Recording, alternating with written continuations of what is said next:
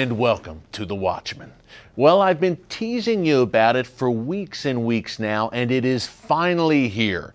ISIS exposed, beheadings, slavery, and the hellish reality of radical Islam. My latest book is now in bookstores from coast to coast. And right now, folks, I'm in the middle of a media whirlwind promoting the book on TV and radio and in speaking engagements around the country, and I have to say it is getting a great response, and it's not hard to see why. Look, ISIS has generated so many headlines over the past several months with their vicious genocidal campaigns in the Middle East, burnings, beheadings, enslaving women and children, slaughtering Christians and other religious minorities in the Middle East. But that's in the Middle East, right? Look, that's thousands and thousands of miles away from we here in the United States who are living comfortable lives. We have reality TV, we have sports on TV, we have our iPhones in hand.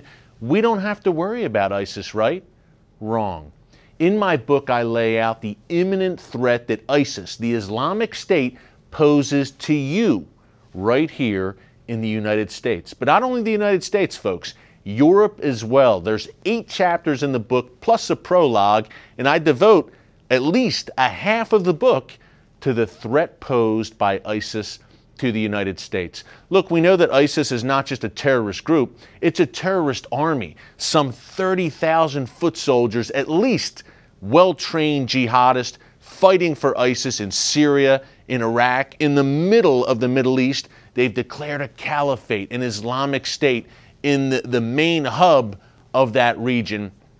And folks, they cover now some 35,000 square miles across Syria and Iraq. That is an area roughly the size of Great Britain. This is the same organization, though, that just a year ago President Obama was calling the JV team of terrorism. So much for that.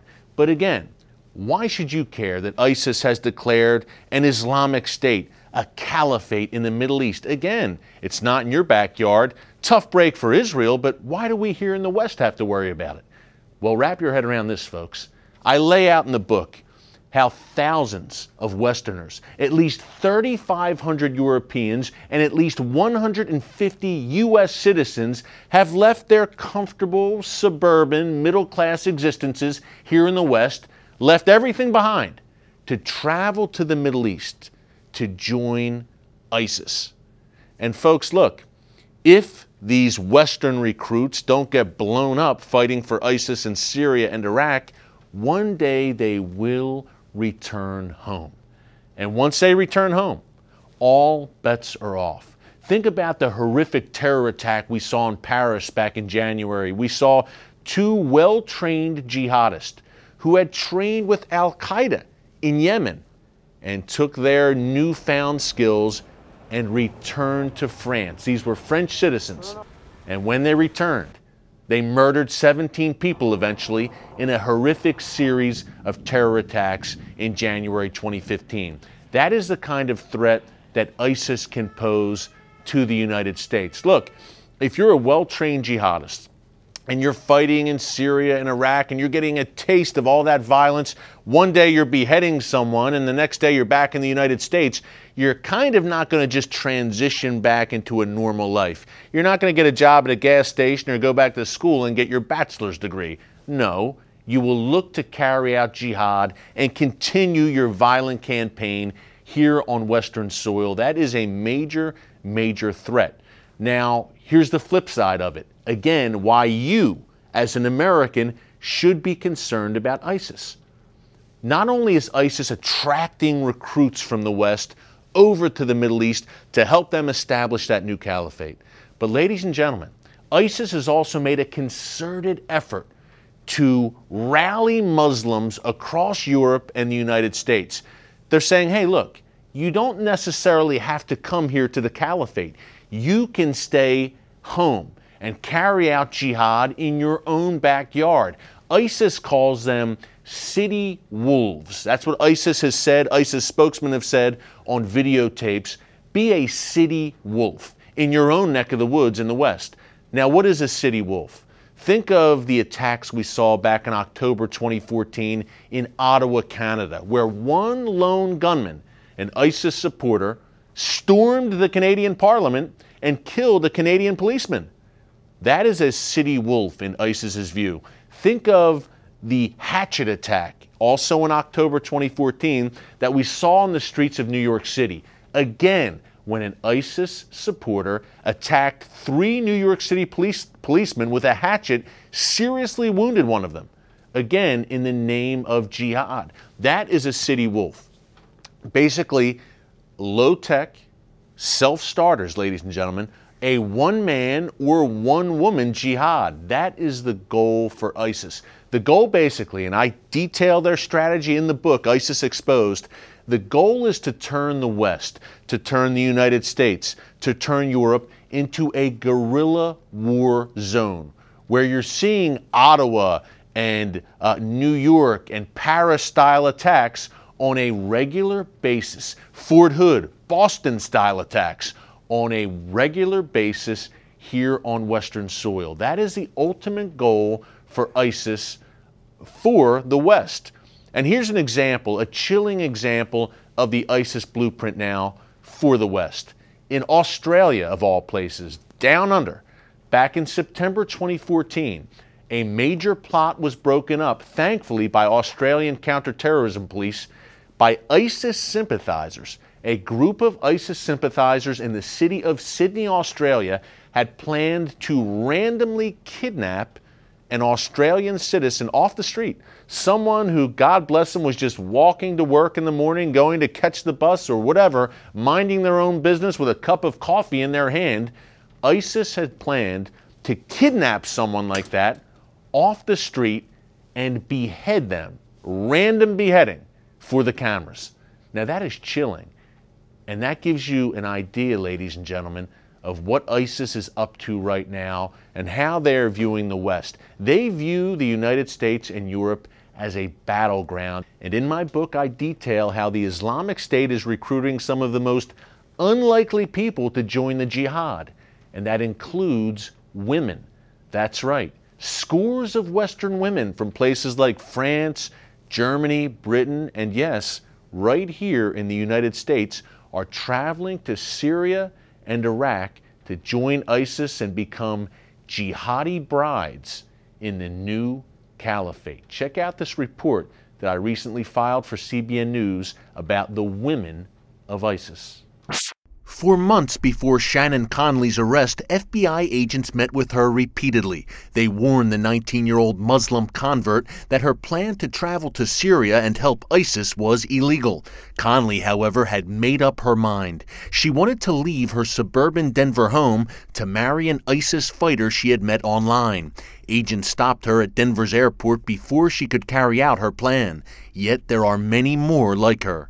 Last month, 3 teenage girls, also from suburban Denver, were detained while trying to make their way to Syria.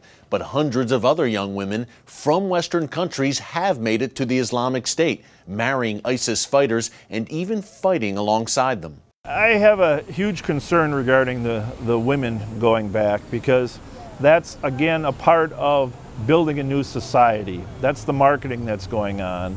And a lot of women here are finding that an attractive option. Bob Fletcher is the former sheriff of Ramsey County in Minnesota, which includes the city of St. Paul. At least 4 Somali women from St. Paul and neighboring Minneapolis have traveled to Syria to join ISIS in recent months. While they're recruiting men, they promise them wives when they get there. They need women in their society to keep their fighters content. It's a scary thing, but the women are really being used in a variety of ways once they get there. In some cases, these women act as much more than mere jihadi brides. A group of British women reportedly leads an all-female Sharia police unit inside the ISIS-controlled Syrian city of Raqqa. These British citizens enforce Islamic dress codes and even reportedly run a brothel where they provide sex slaves to ISIS fighters. So far, most of the ISIS women come from Europe. The numbers include at least 50 British women, 40 from Germany, and some 60 French girls and young women, all leaving their homes to join the Islamic State. The so-called poster girls for this movement are a pair of Austrian teenagers who are believed to be living in Syria and married to ISIS fighters. The girls are reportedly pregnant and want to come home. Al-Qaeda, extremists, what do you call ISIS, Al-Shabaab, I believe for the girls, they're using their element of surprise.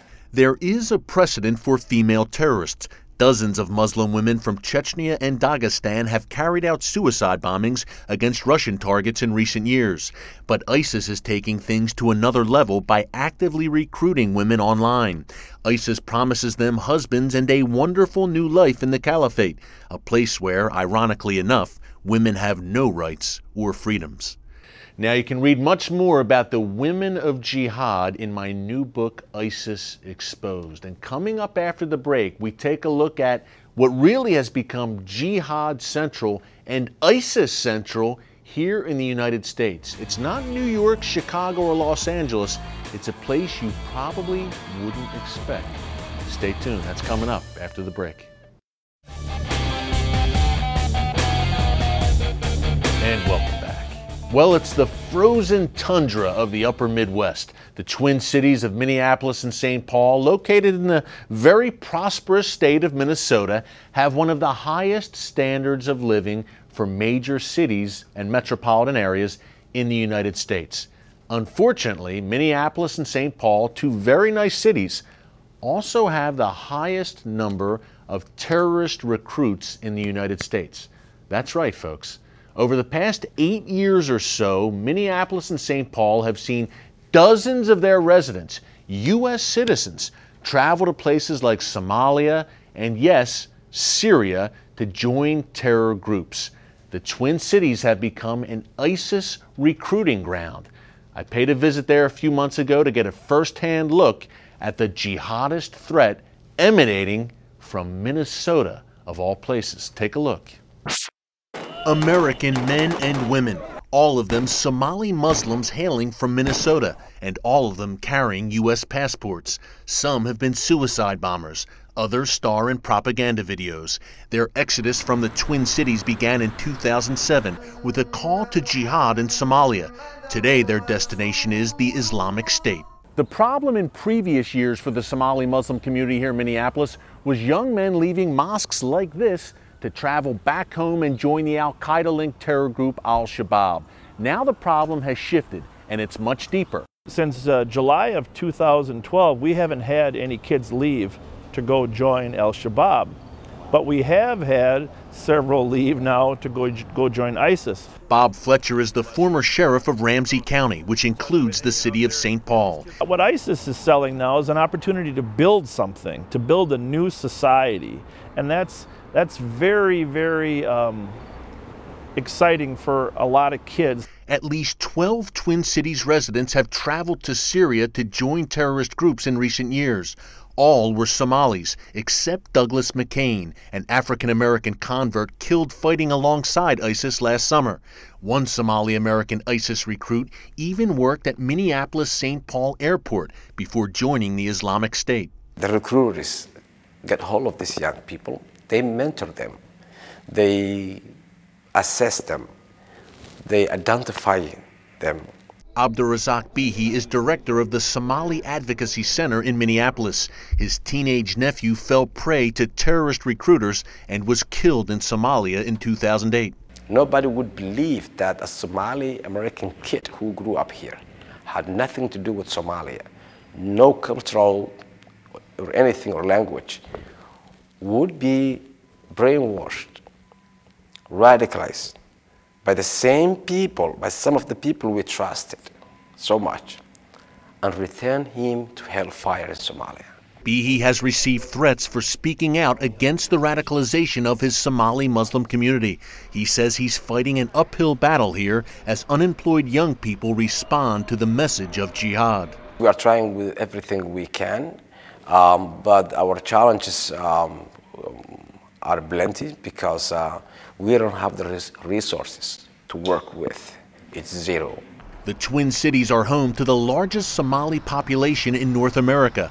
Many of the more than 100,000 Somali residents came as part of a taxpayer-funded refugee resettlement program run by the U.S. government.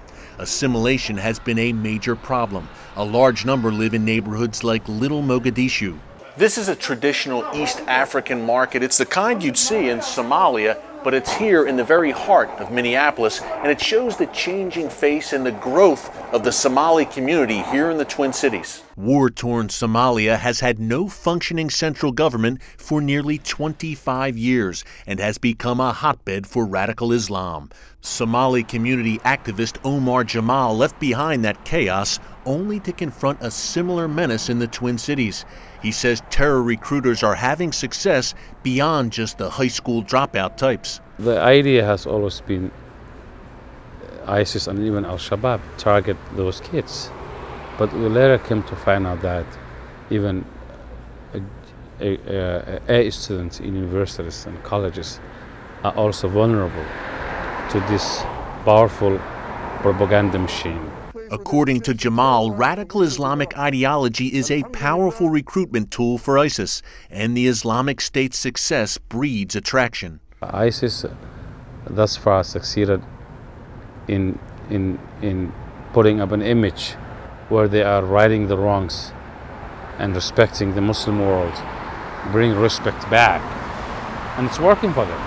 Now, folks, I have much more detail in my new book, ISIS Exposed, about the jihadist threat coming out of Minneapolis and St. Paul. It is very disturbing stuff. Up next, we're going to take a look at a speech I recently gave at the National Religious Broadcasters Convention in Nashville, Tennessee. Now, this is the biggest gathering of Christian media annually, from film, TV, radio, print. It's a who's who of Christian media heavyweights, and I was honored to address the NRB convention on my book, ISIS Exposed and the Threats to the United States. So we're going to take a look at a clip from that speech after the break. Stick around. And welcome back. Here is a clip from my recent speech at the National Religious Broadcasters Convention in Nashville, Tennessee. I don't have to take you too far back. I mean, this is one of the pillars of ISIS's ideology, the genocide of the Jewish people in the state of Israel. Not only ISIS, I might add, Iran, Muslim Brotherhood, etc. But I have to say this, as believers, we hear a lot of times when it comes to Israel, never again. When it comes to the Jewish people being slaughtered, the most persecuted people in the history of the planet, never again. Well, guess what? In 1948, out of the ashes of the Holocaust, just 3 years after 6 million Jews were slaughtered, the Arab armies gathered around this fledgling, tiny new state of Israel, and they prepared to wipe it off the map. Guess what the world did? Nothing. In 1967, same scenario, the Arab armies gathered again in the run-up to the Six-Day War. By a miracle of God Almighty, Israel won the Six-Day War.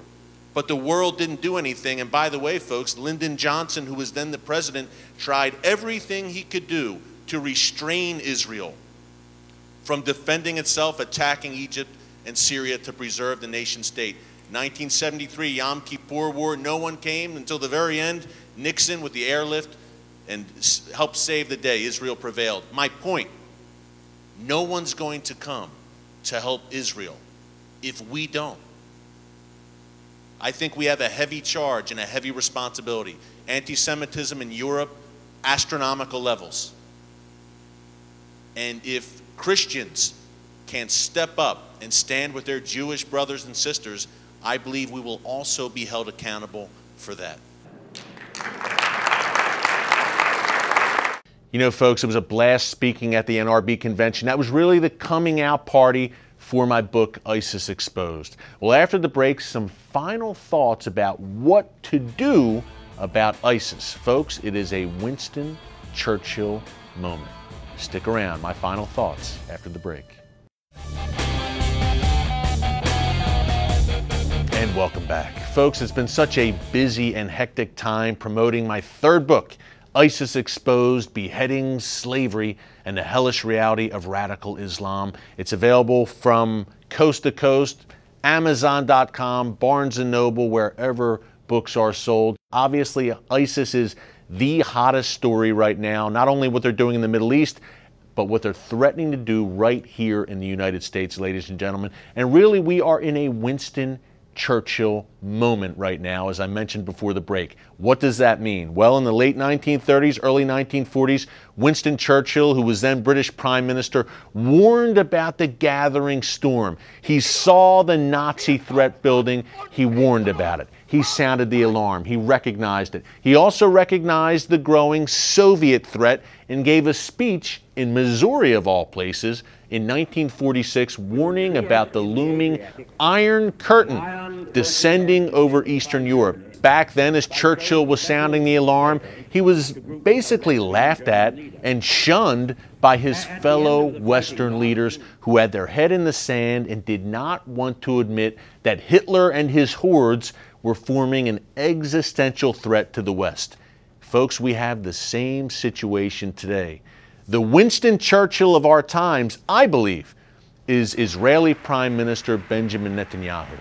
Just as Winston Churchill in the late 1930s, early 1940s, Netanyahu is being shunned by Western leaders. It's a sad state of affairs, folks. Tiny Israel, the size of New Jersey, the leader of Israel is the only one who truly gets it. Here in the U.S., we have President Obama as our leader, and he's a man who can't even say the term radical Islam. Folks, that's a big problem. It's also a big problem when President Obama and members of his administration say that ISIS is doing what it's doing basically because they lack job opportunities. You know, that's why they're joining the jihad. You need jobs for jihadists. Maybe that'll be the new big government program. Folks, ISIS is doing what it's doing at the end of the day because of ideology. Terrorism is a tactic. It's driven by jihadist ideology. I lay out that ideology in the book. I also lay out a strategy to defeat it, the steps we need to take to crush ISIS. We'll be monitoring it every week here on The Watchman. I hope you can pick up the book, ISIS Exposed. And until next time, God bless you, and remember, never hold your peace.